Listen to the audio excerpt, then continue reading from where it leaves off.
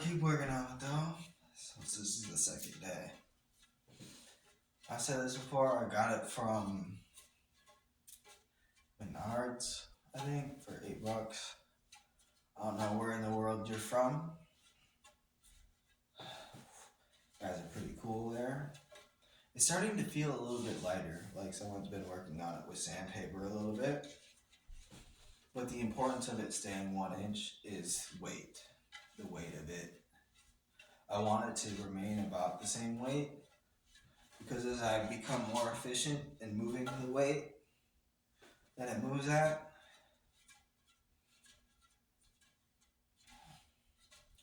it'll become faster if I were to sand it, but I want it to be heavier. I would desire for it to be heavier because an authentic bow staff will have a taper. It'll have more of a triangular shape to it from center to tip. It'll have more of a triangular shape to it. So as my muscles develop at moving this makeshift, as it becomes authentic. Well, it'll be authentic because I'm using it as practice. It'll be authentic because I'm using it as practice, which isn't perfect yet because it's my second day of practice. But the importance of it is, hypothetically, I could go on Google and buy one with a gold dragon and black and really fancy for $60. But you could just go to a Home Depot. You could go to Menards. I prefer that. But I'm from Minnesota. I don't know if you have one of those available to you. So I'm trying to, whatever lumber store that you have available to you, and get your 1 inch. That's the diameter. Get your 1 inch diameter. The grip tape, I think that's the most important part to me right now because from 1 inch from the median, 1 inch from center to each inch between both ways at about 3 inches, so 1.5 inch either way with grip tape. It helps you a lot. This is 3 inches. The importance of it. That's about where my thumbs are at. It's about 3 inches. That's the important part. I used to play violin when I was a kid. Please stop calling it a violin. It was a viola. I played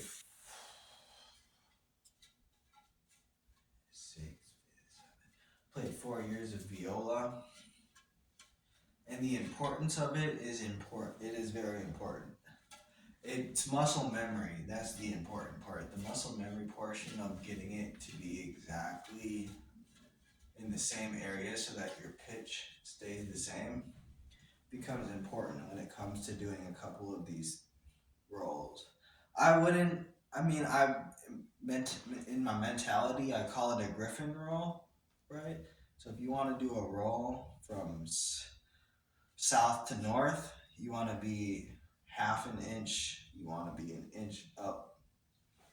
4 fingers this way. So my hand is the part. Want to be this way. And you reverse backwards. And you should have an accuracy of almost 100%. And your index and forefinger back this way from the bottom. If you want to go if you want to go clockwise this way. And that goes for the other hand too. You want to go counterclockwise from the bottom. You want to go clockwise from the bottom on this side, but that's just southpaw lingo. Go this way. And you want to go be counterclockwise from southpaw. You would want to just go down and back this way. I'm not a professional. You should consult a professional about this. But that's where the importance of the grip tape comes from. So it helps you be able to find whereabouts that healthy medium is at all times. You get that visual reference to whereabouts that is.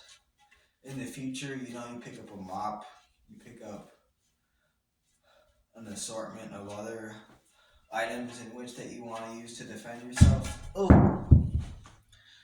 you said it's my second day. The importance of it being, for me, I picked a 5'2", 5'6", not the tallest guy in the world.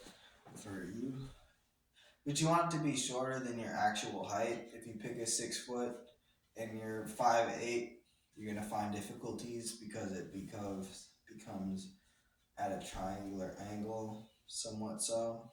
This is still taller than a lot of people. It's all muscle memory. It really is. Cause and I think I said this yesterday, so I'm not gonna mention it again. Actually, I'm gonna mention it again. Practice makes habit. It's a saying. It's a quote from Greg Nelson. It's a quote from Greg Nelson. Practice makes habit. Because if you practice it wrong, you're gonna practice it wrong in the future. So consult a professional before you do this. There's a lot that you can add to your life, help develop yourself from YouTube. Professionals, people that are out there.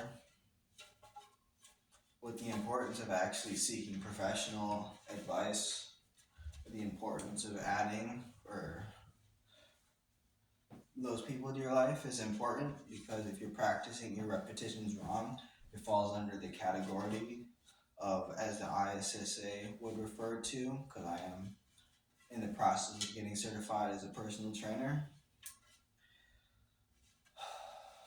as motor neurons. Whoa. The motor neurons.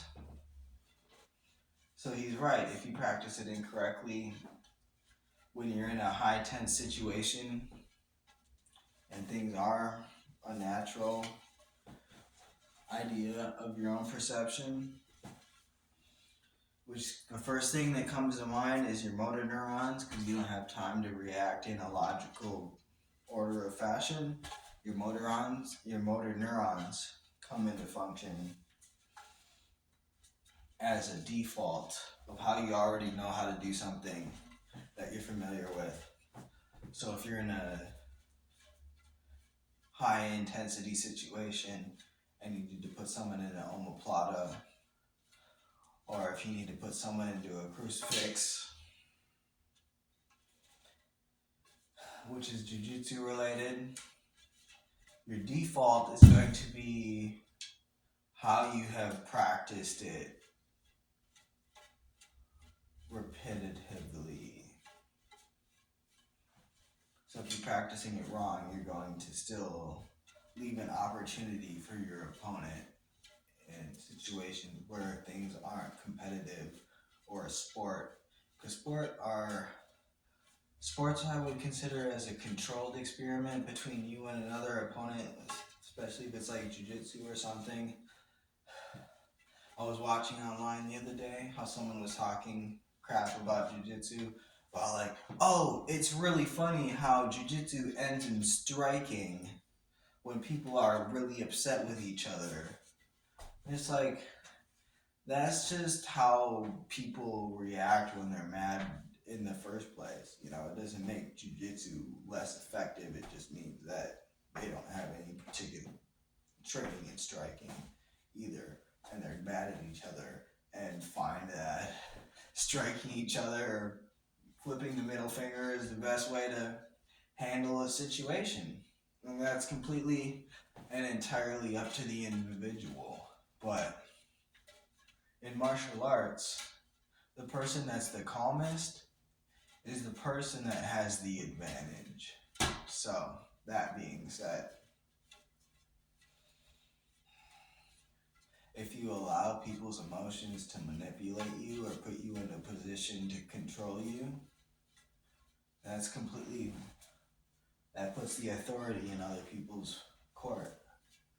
And it is important because it's up to you, you know, whether you're ready for the jiu-jitsu match or not, and people have been making fun of you or following you around all day laughing at your white belt, that's kind of really up to you. Whether or not you keep dropping this pull or whether, you know, oh no, I'm gonna people looking at me because I'm gonna post this online later and they're gonna see that I dropped it a full time. That's completely up to you whether that's what you allow your perception to be, right? But everything is a work in progress. I see that a lot of black belts or jiu-jitsu practitioners, blue belts, purple belts, the only difference between, I think it was, I want to say that it was Matt that mentioned it. The difference between purple belts, black belts, brown belts, and blue belts was the nuances. It was the attention to detail. It was the more particular aspects of the same techniques where they refined the use of those techniques that differentiated the difference between black and purple belt. It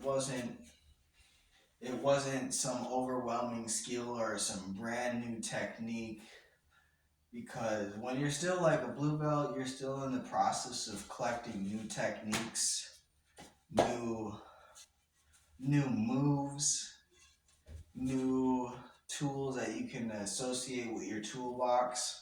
But when you get to the part of being a purple and brown belt, it's the refinement of in which you use to set up traps, or having the ability to use the tools that you already have been equipped with, because you've been equipped with the majority of them by the time you reach purple and brown belt.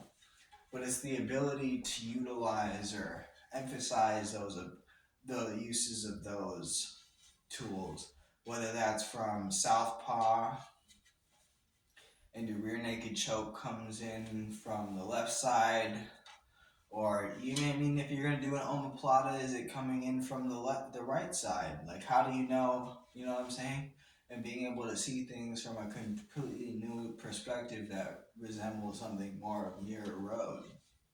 Most people don't know what Mirror Road is. It's a Mario and Luigi thing. It's a Wii Sports game. And people are like, you're a nerd. What do you mean you used to play Mario Kart? The importance of it is at the very, very end, of the Wii game, they flip the entirety of the game upside down. Left is right, right is left. It's called the Mirror Road for a reason. Look in the mirror for a second, it's like, oh, that's my right hand, that's my left hand, that's my left hand, that's my right hand. And it's like, oh, wow, that's impressive. There's a whole other perspective of the entirety of this whole process of martial arts, where I might just be stuck against the left side of the wall, I might be stuck against the right side of the wall, and I still use the wall to my advantage from a completely different angle and still manage to subdue them with an omoplata. So, things to consider. Life is twice as big as you think it is. And there are people that, get the advantage from attacking the situation from different angles, which makes people like Nate Diaz, which is an underrated person in the UFC, such a threat. Because not only does his rear naked choke more than likely come from the right side, but when you really think about the world and all of its possibility at its fullest extent and what it has available to you, you realize it's better not to cut your nose off despite your face.